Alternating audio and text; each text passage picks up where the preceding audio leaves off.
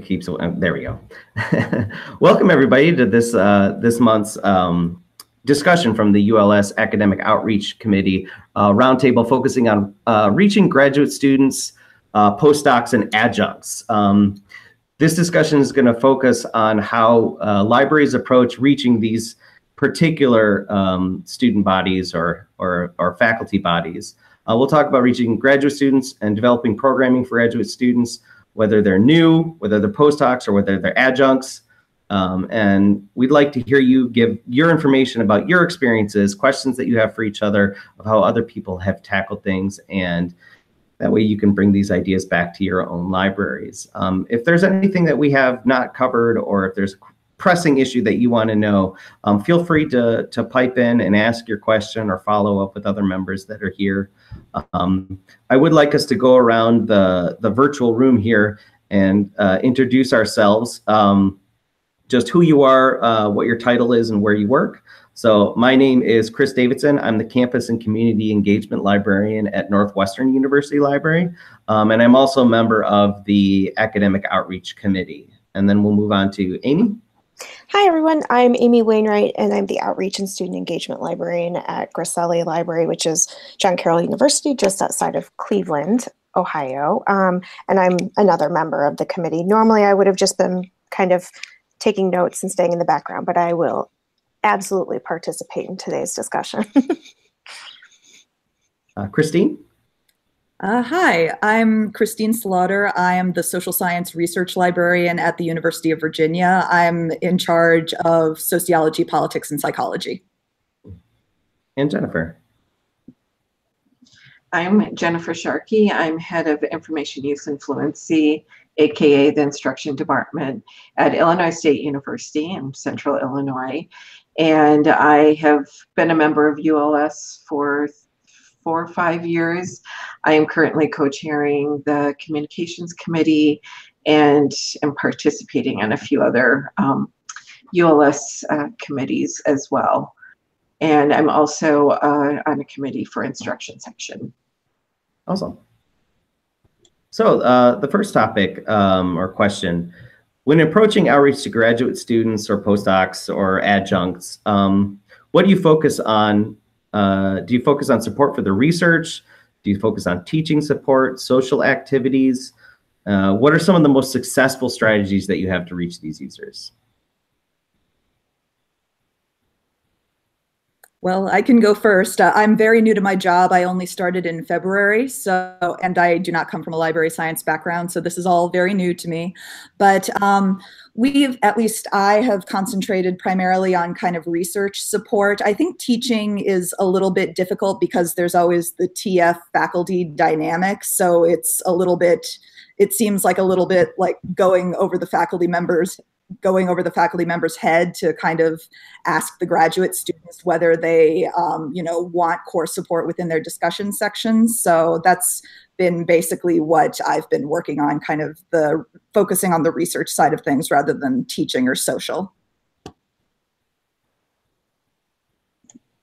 Yeah, so for the graduate students particularly, we do focus on mostly the research component of at least within the library, so things like using RefWorks, and we work really closely with the graduate school regarding formatting of the thesis and dissertation document, and selecting publications or journals for publication and things like that. We have a pretty strong teaching and learning center here at Illinois State. So if we were here in the library to do anything related to teaching and learning, we would certainly be stepping on toes, and that's not a political move that we're interested in. Fortunately, though, the graduate school, they're professional. They have a professional development working group, and our teaching and learning center is part of that, as well as a couple of us from the library as well. So we kind of do an annual planning every year to kind of focus on what we want to cover and changes we need to make from the previous year, things like that. So that partnership with the graduate school has been really key in helping us be successful in providing programming for graduate students. Yeah, I could say that sorry, go ahead. Nope, you go right ahead. For us, the partnering with the graduate school also has been kind of like, because the way we're set up with our liaison model, obviously like different librarians will pair up with different graduate students, but we have an engagement team here at our school, so that handle just kind of like the broad sense of engagement, and we do that work with like the graduate school to like coordinate orientations and things like that, regardless of what discipline people are working in. We have not done so much direct instruction work, but we do add it into basically all of our conversations that we have with grad students. So in case that way, that's how we kind of handle that political balance of, we are here for that sort of assistance. We do teach faculty, or we do teach students. We can help your undergrads, but by engaging with them in the way we would just as them as students, but also including that if you are TAing in class or something like that, that we're able to build those relationships. Adjuncts is always the tricky one for us. Even though I'm the engagement librarian, I do have a subject. I work with journalism, and we have a very, very, our journalism program is very heavily staffed by adjuncts, but they turn over a lot. But they also teach a lot of the key courses. So for me, the struggle is just kind of staying on top of looking at their faculty list and who's coming in, and making sure that I'm adding those names to my general emails to faculty and things like that. I don't know if people have tips on how to handle that. I would love to hear it, because it's a struggle for me every fall. Sorry, I'm in many places at once. So, and I was going to say something a little bit similar to that, Chris. And kind of to go off of like what you said, Jennifer, we have a very small partnership with our grad school. And it's partially because we don't really have a lot of grad students overall. We've tried specific things, and I think as I build this partnership, we will continue to do more. But our most successful thing was having a grad write-in. Oh, here's Gloria. Wonderful. So we had a grad student write-in where we just kind of had a day dedicated to students finishing their thesis, and librarians were there, and the writing center was there just to kind of help as much as possible. But our adjuncts, I've managed to work directly with a few adjuncts when they happen to realize that I'm their liaison. But there's no systemic outreach to adjuncts kind of on a whole. That's kind of the same situation we have here at Illinois State. It's hard to stay on top of what departments are hiring adjuncts, and some subject liaisons are really on top of it and others aren't. But because of contractual restrictions, it can be really hard to connect with adjuncts to have any type of meaningful conversation, because a lot of times, they're hired just to work X number of hours, and they're usually working full time, so they're teaching some of the night classes. And for them to take time out of teaching to work with a librarian to maybe create an assignment or something like that could potentially be in conflict with their contracts. So Illinois can be weird with with labor law and contracts and things like that. So it can be really challenging. It's something though that we have here at Illinois State is we use more so than adjuncts is non-tenure track faculty, and oftentimes their contracts are an annual contract rather than by course. And so that provides a lot more flexibility for us to be able to build relationships with the non-tenure track faculty and do things similar to what we would do with a tenure line faculty in the classroom. With that model, that's interesting. Do you find that those faculty return year after year? Yeah, More so definitely. than like adjuncts tend to? Yeah, definitely. Or at least that's kind of the way it has been here at Illinois State since I've been working here, not quite 10 years. Certain departments that rely really heavily on non-tenure track faculty, very, very often the same faculty are hired over and over again. And whenever there's a change, usually that person has gotten like a full-time position teaching someplace else, or they've moved out of the community or something like that. So very often the NTT faculty are returning, and it's very easy to build a working relationship with them. So at everybody's institutions, like kind of what is your basic setup? Do you have like the subject liaison model at your institutions? Yes, we have the subject liaison model at our institution, and it's also just very decentralized. So basically, it's at the subject liaison's leisure whether they want, how much they want to engage, what kind of engagement they're doing. We really don't have much of a centralized kind of team that would work with, say, the grad school. So. Does anybody do any sort of work that kind of crosses boundaries, so you're reaching students in a general way, or do you find it more effective, or do you not find it effective to be trying to reach all these students? So not students necessarily, but these groups just by the subject area. Yeah, here at ISU Illinois State, it's a little bit. It's kind of a blend of both. So my department generally is supposed to be doing the more general type of outreach to mostly non-credit bearing programs and departments and schools. So, you know, we work with the freshman experience and the grad school and things like that. However, obviously there's grad students in the subject areas as well. And so sometimes the subject liaisons are working with those grad students as well, but that tends to be more in an individual research project basis rather than kind of providing, like, say, RefWorks training or something like that. We do have to, it is sometimes a fine line to be walking between, is it the subject liaison's responsibility to be doing certain things, or is it my department that's supposed to be doing certain things? And usually, you know, if we maintain open communication, then it's usually not a problem. I know, did that answer your question? Sure, yeah. So how do you handle orienting grad students? What's the approach that your institution uses?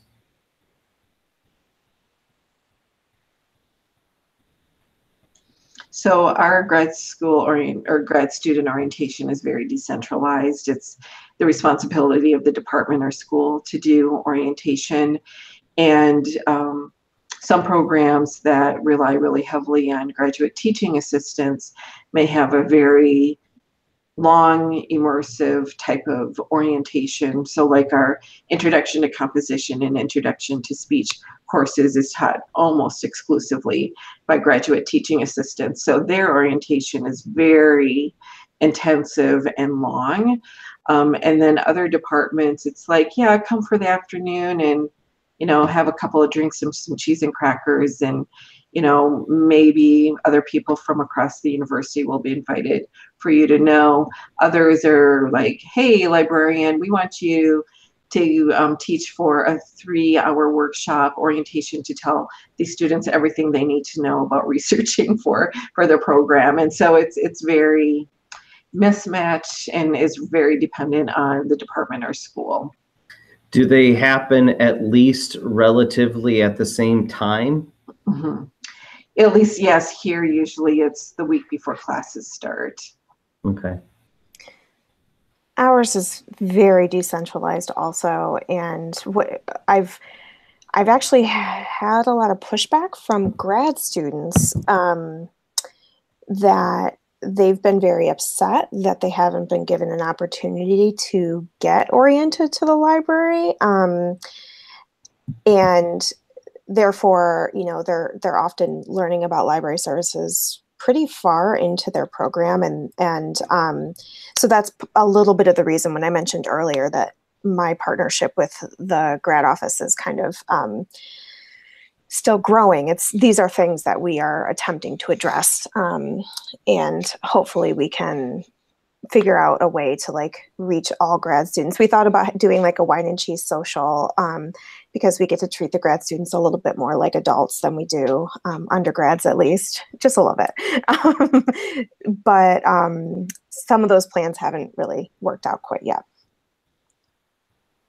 Yes, ours is very decentralized as well. It's not only contingent upon the subject liaison in question, but also the DGS and the faculty involved. I have one department where the DGS is very confident that no, the graduate students do not need a library orientation during the general orientation time, that, you know, that's just unnecessary. So I don't really know an effective way around that, but something like a wine and cheese social for general grad students, that sounds really promising.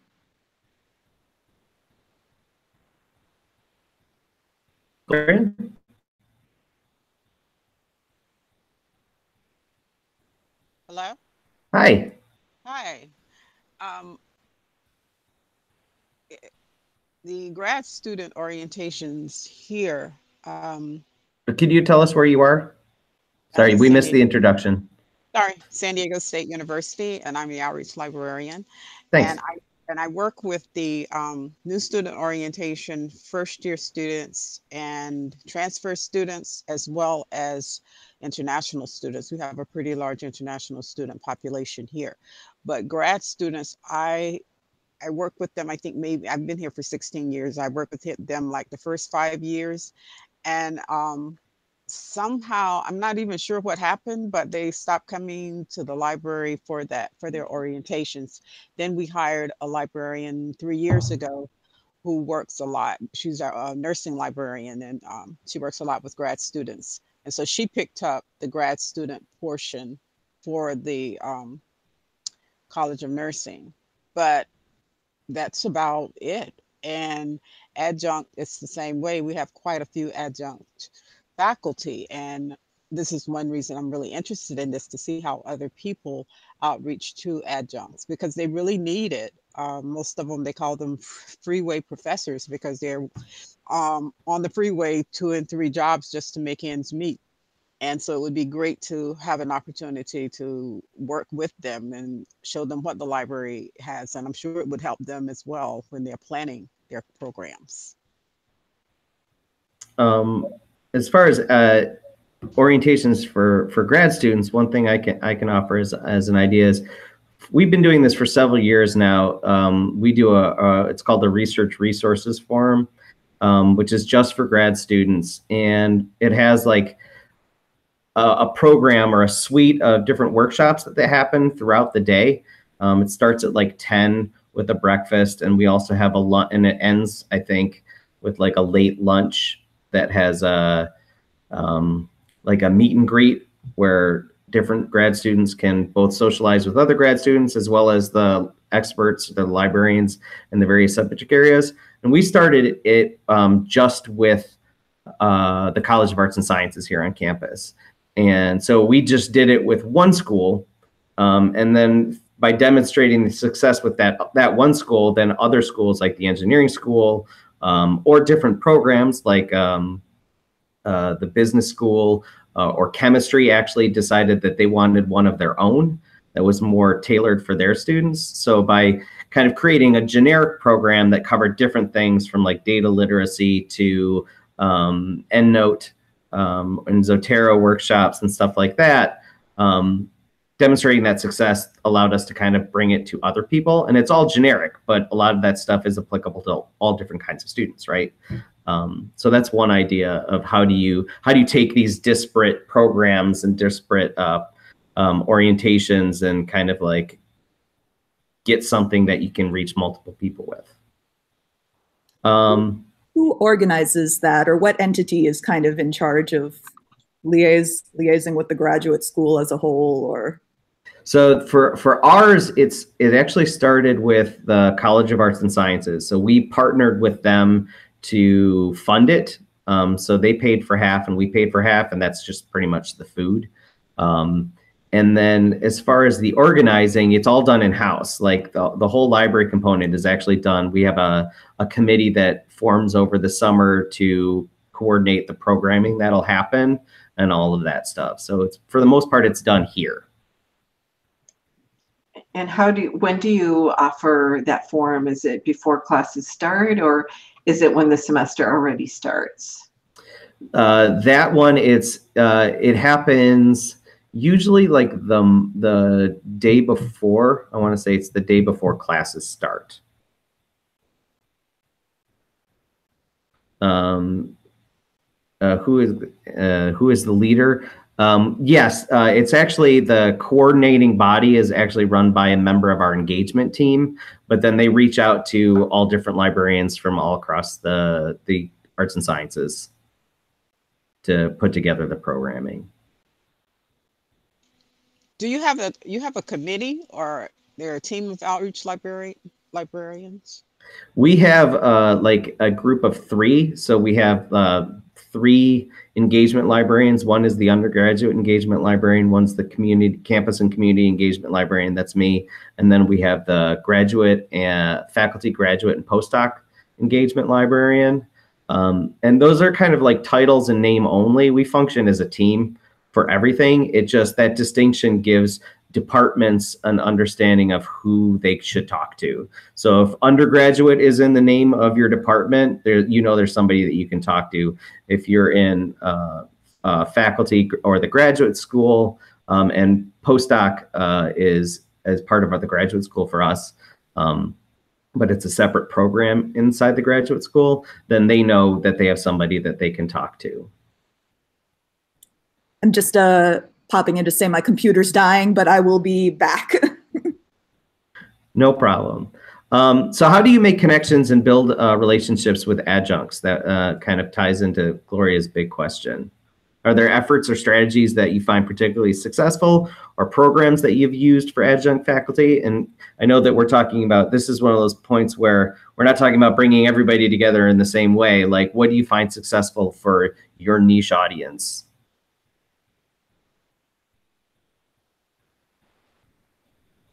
No, nothing. Yeah. That's the big problem. We don't have any coordinated programming or efforts at all for adjuncts.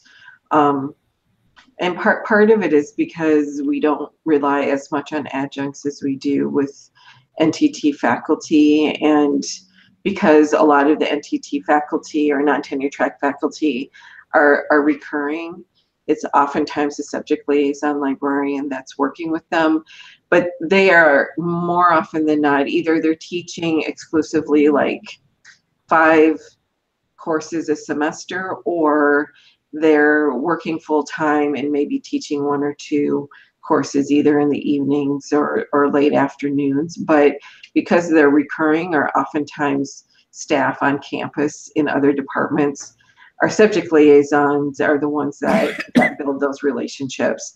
And so, and that's one of those fine line things that our department my department has to just be really aware of, is that really most of the subject liaisons, they want to be the contact point for the non-tenure track faculty as well as tenure line faculty when it comes to teaching and research and things like that. I don't think this is too off of the topic, but I'm curious, how do you, as like an outreach librarian, leverage your knowledge and expertise to help support those people that are then working directly with faculty or adjuncts, so that they understand maybe best practices or share ideas, so that everybody can learn from each other and do a better job of supporting? How does that work on your campus? It's, without getting into a lot of detail, it's pretty political here. And so there's a lot of things that I've had to kind of move around, work around, to be able to kind of connect with different areas. But one of the things that we did, we recently hired a marketing PR librarian. And so one of the things that we're doing now is we're kind of taking a step forward to create a common message about services and programming that we have here at the library that we're going to be sending or giving to all of the subject liaisons here in Milner. And this is the common message that they're going to be sending out either through email or conveying on at department faculty meetings or a one-on-one with an NTT or tenure line faculty member. So so that's a new thing that we're doing, and it'll be interesting to see kind of how that works, because it's very, very different than how we've worked before. I do expect some pushback from the subject liaisons in that regard, but you know, one of the things we are trying to do is kind of convey a coordinated message of, you know, these are the things that you can tell students about. Here are things that we can convey to yeah, here are things that support your scholarship and creative productivity. You know, and again, too, because we've got a strong Center for Teaching and Learning, we don't really go or focus in on teaching and learning, but we do, you know, say we can help with like assignment creation, or, you know, how you can work with your liaison maybe to create an embedded model or things like that. Christine, we're talking about how we go about building relationships with adjuncts and what strategies we use, whether it's just like one-on-one. I know we've talked about the decentralization, so this is one of those places where we can talk about what strategies have worked for us with whoever we're working with. I just had a light. Oh, I'm sorry. Oh, go ahead. No, I was saying I just had a light bulb moment. What I do, I'm the liaison for a couple of departments: Africana Studies, American Indian Studies, Religious Studies, and U.S. History. And so when I send out an email in the beginning of the year, and also follow up with a flyer that I'm available one-on-one consultations with their students or with their faculty if they need research, I really want them to bring their classes to the library for an instruction session. In that email, the adjuncts that are part online, they are part of who I send that to. And so I don't do a separate outreach kind of or be proactive with adjuncts. It's just they're folded in with the departments I work with.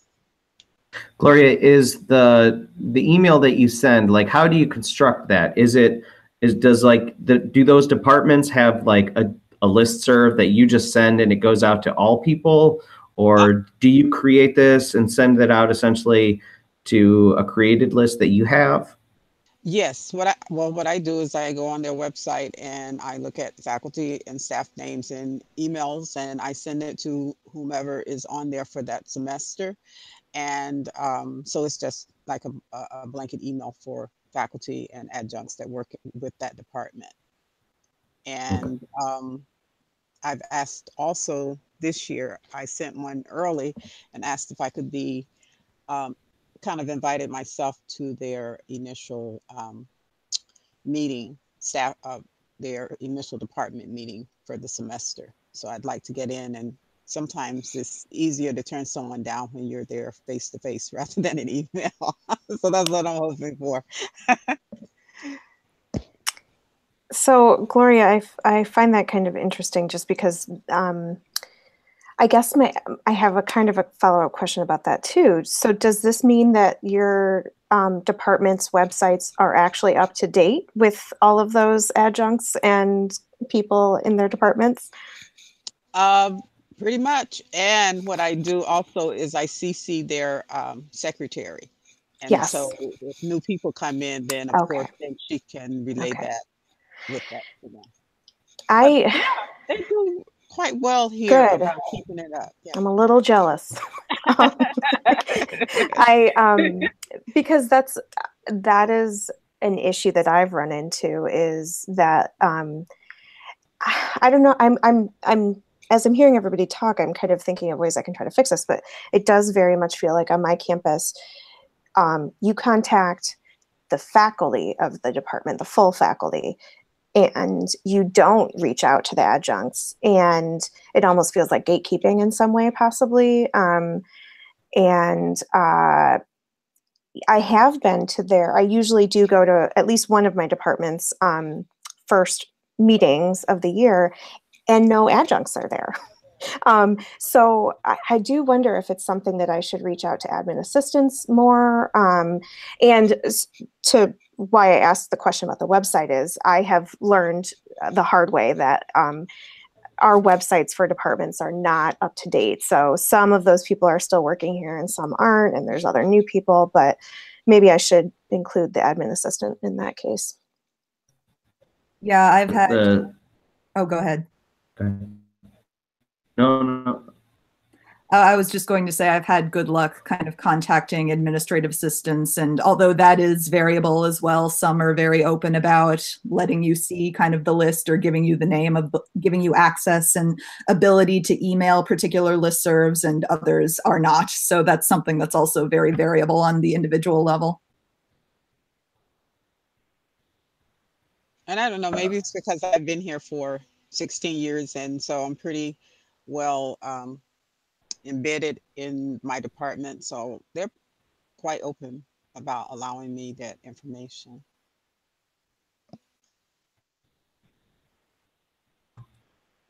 This specifically because I have a apartment or a portfolio is I also go through the class list in the fall and who's teaching. That way I know like whether the website is up to date or not. And I can pull, because not always all the adjuncts are added for us either, even though they're pretty good about it in my school. But again, it's easy for me to do that because I have a month I'm working with than, you know, some school. For you, the relationships with your how about is the role have, or do you have a role your center's teaching excellence department building something? Yeah, I'm actually the library liaison to our teaching and learning Center for Teaching and Learning, and I have a very good relationship with the center and have co-facilitated workshops and things, and facilitated myself workshops during some of our like spring and summer institutes. So they are very open to working with the library and coming up with potential workshops. Like one of the things that we're talking with the center now is there a way to integrate some into maybe an existing workshop, or maybe creating a brand new workshop, is creating effective research or library research assignments, because that's, I think all of us know that those can be less than desirable or less than clear for a lot of students. And so that's one of the things that we're in conversations with now. What's unfortunate though is that the Center for Teaching and Learning only caters to full-time tenure line faculty. So if the faculty is adjunct or non-tenure track, or graduate students, if they want to attend any of the workshops or participate in any of the workshops, if they register, they're automatically waitlisted. And if there's space, then they're notified, a day or two before, saying, hey, there's room and you can attend, which is unfortunate. And I don't quite understand why that is, because they have a problem with attendance. And so to just waitlist like that huge body of people trying to cater to full-time faculty doesn't make sense to me. It doesn't seem logical, but that's just the structure that they use.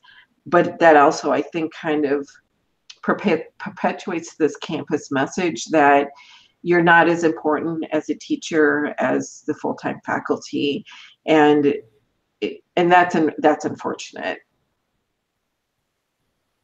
And I don't know that they would be open to having a conversation to try to reach out to this group in a different way, not with the current director. That actually makes me want to go back to kind of talking about this question of how we think about adjuncts. Do you, in your role as a librarian, as a subject specialist, that's a liaison to an academic program, do you interact with adjuncts in a fundamentally different way? And did all of that come out clearly, or was I still cutting out? It came out clearly. Okay. I don't treat. Go ahead. I treat my adjuncts just like I treat tenure track faculty, and they're very appreciative. But I don't really make a distinction between the two. They're all working with our students, and I want students to be aware of our resources in the library and our facilities, and as a place to study. And we have food-friendly areas and things like that also. So it's social as well as an academic space for them. So yeah. In some ways, I think it's almost easier to work with adjuncts as a librarian, given that they are aware of kind of these status hierarchies and their precarious place within them, because I think librarians also occupy some of that, have some of that kind of status hierarchy reflecting onto us when we try to work with faculty at times. So in some ways, I find it even easier to work with adjuncts. One of the things that I find with adjuncts and oftentimes non-tenure track faculty, because they're hired exclusively for teaching, they are very focused on the student learning experience and really focusing on teaching and improving their teaching. And so anything that they can do to help students succeed, I agree with Christine that they're much more open to having a conversation about how can we help students succeed and how can we make this better.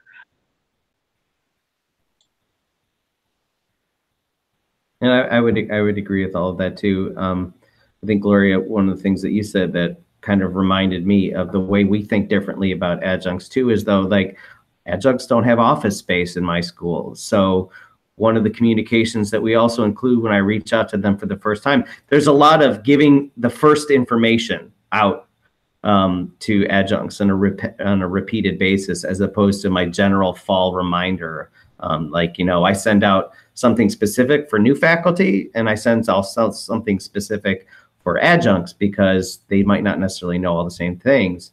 And the way that they can utilize the library spaces is actually can be very key of, like, hey, you can have office hours in the library should you choose to do so. And these are places where you can do that.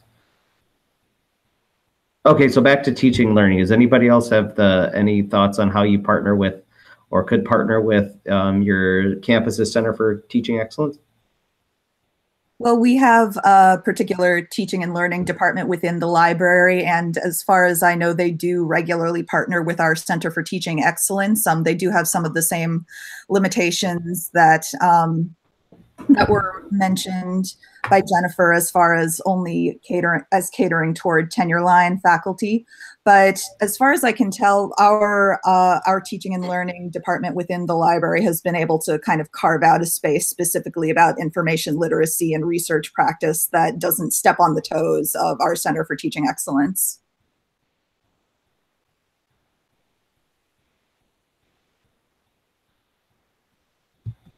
What about displays and exhibits? Do you do anything that's targeted to grad students or postdocs? Or conversely, have you ever actually partnered with any grads or postdocs to create displays? We have a specific exhibits committee that does library-wide exhibits, and every once in a while, I mean, we do display and exhibit student work. So sometimes it's undergraduate students, sometimes it's graduate students. We don't really have I don't think we have any postdoc programming here at Illinois State. I think it's master's and PhD programs for grad students. But there's never been a coordinated effort to say, hey, we're really going to target grad students specifically, or, and sometimes we do faculty as well, but not a coordinated effort to target maybe NTT or adjunct faculty either. It's usually kind of the chair of the exhibit committee knows someone and, hey, they've got good art, so, you know, let's display it in the library. That's usually kind of how it works. I'm a little curious about kind of the idea of displays overall and how much energy is given to that, because I don't think that's something that's really prioritized at our institution. I work with, well, we have a, it's called Aztec Shops, it's sort of a foundation type program on campus aligned with our bookstore. And so I work with their graphic designers in creating an exhibit. I'm actually thinking of doing this the opposite way. I'm working on oral histories, documenting African American voices in San Diego. And so I created an exhibit for that. And so what I'm hoping the exhibit will do is to create a buzz with graduate students so I can get them to work with me or partner or collaborative to go out into the community and gather the voices, and hoping to work with our history department in establishing sort of a group or organization, whether it's a identified organization through our campus student life. I'm not sure yet, but it was just something, it has attracted a lot of attention with faculty and with students. So like I said, I'm thinking of going on the back end of that, the exhibit, getting an interest to grad students.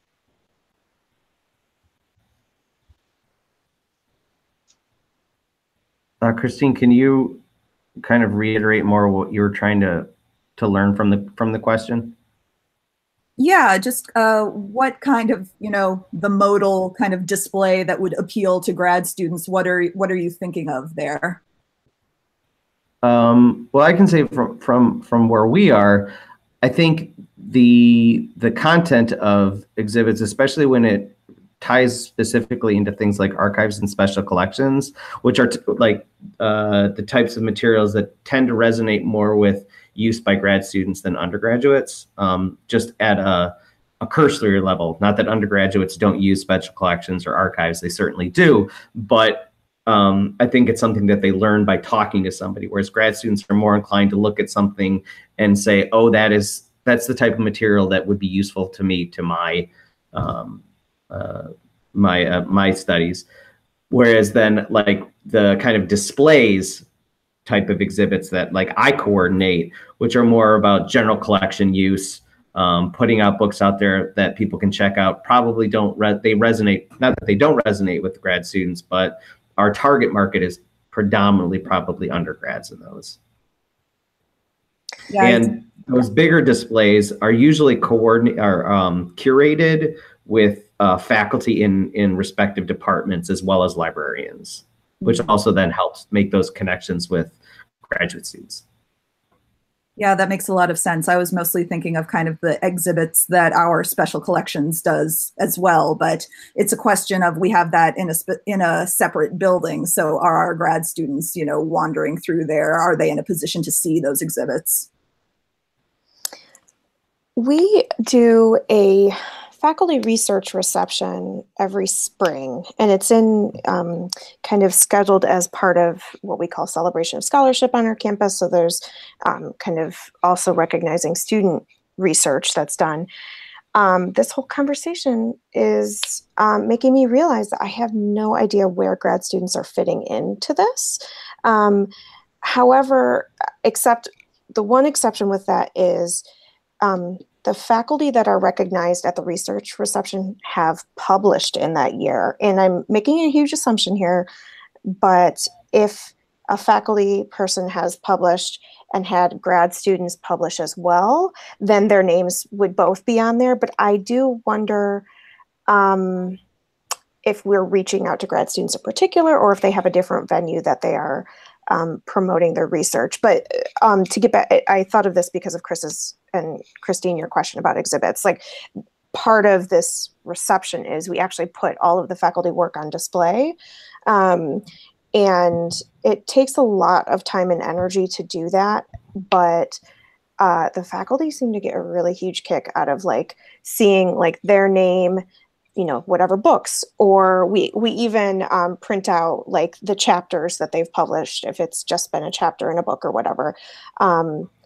They like immediately flock to that table and kind of want to like look through everything. So, but I'm gonna look into grad students a little bit more with that. Where are you and how many students do you have on your campus? I'm just outside of Cleveland. I'm at John Carroll University, and our FTE is roughly 3,500, but a very small percentage of that is grad students. I don't know exactly, but I wouldn't be surprised if we have less than 50 grad students. I could be wrong though. So we're down to our last 5 minutes, and I want to make sure, is there a question that you had hoped we'd ask and we didn't?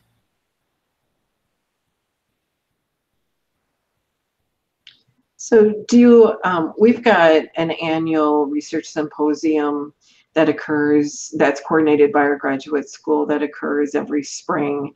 And and it's usually a poster session. So grad students submit a proposal, and if it's accepted, then they create a poster and it's on display. And I was just wondering, you know, what kind of, do any of you have kind of a similar type of research symposium, whether or not it's presentations about research that graduate students are doing, or maybe poster sessions or things like that?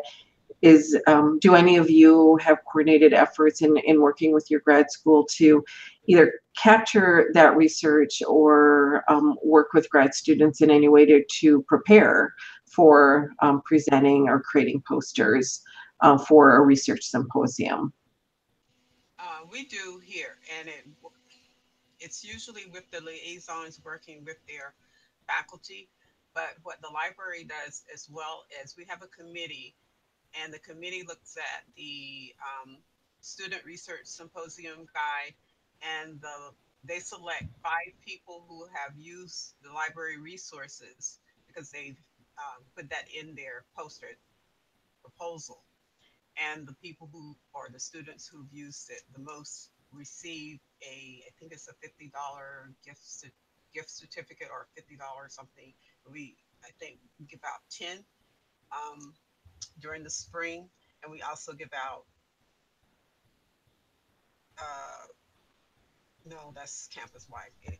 Diversity, those who create a diversity component to their posters. But from the library standpoint, we look at who pretty much has given the library a shout out as to librarians helping them, or they're coming into the library using our resources, or our services like ILL and things like that. Yeah. Short answer, no, we don't do that, but it sounds like a really good idea. Is that organized by kind of an ad hoc committee, or how do you go about the logistics of that? We have a committee that, and I guess it changes every year, I'm not sure, but we also have a librarian who works with the Office of Graduate Research, and the poster sessions used to be in the library. Now we have a new student center on campus, so they're there now. But when they were in the library, of course, that was a built-in mechanism for librarians being more involved. And like I said, we do have a kind of a liaison for our research office and the library, so that gives us a face as well. Yeah, we don't have, to my knowledge, we don't have something like that. We do have for undergraduate research. There's a big symposium, or expo, I believe it is called, in the late spring, and it's actually one of the things that's everything that's included in the expo actually goes into the digital repository here. And so we do have lots of efforts pointed towards grad students of making sure that their publishing is included in the digital repository on campus. And there's a lot of efforts to educate grad students on the digital repository. But not that I know that there isn't any expo, which is actually kind of surprising to me. It might happen maybe at the college level or even at the departmental level. Can I clarify something? Ours is both undergrad and grad, and the majority of the participants are undergrad. And what's your FTE? 34,000. Yeah, that's awesome. Well, that is all of our time. I want to thank you all for joining us. I hope you got something out of this, learned something, and I really appreciate everybody sharing their experiences. I know I learned quite a bit from all of you, and I have a few ideas that I want to appropriate, I believe is the phrase that we use in librarianship. So thank you for joining us. Keep an eye out. This was, I think, our last one for this year. So we'll be back in the fall with a new suite of roundtables. So keep an eye out. I'll also do a plug that if you are headed to NOLA for annual, Academic Outreach Committee and Library Marketing and Outreach Interest Group are sponsoring a panel that's going to talk about aligning your outreach activities to your library strategic goals and doing assessment that is a little more meaningful than just headcounts. So look for that program as well. I believe it's on Sunday or Saturday. I think it's Saturday. I should know this. Definitely not Monday. I know that for sure. So, I do know that. So keep an eye out for that. It should be pretty good. And thanks for joining us. Thank you. This is a great discussion. Thanks, everyone. Yeah, thanks, everyone. Have a good day. Bye. Bye.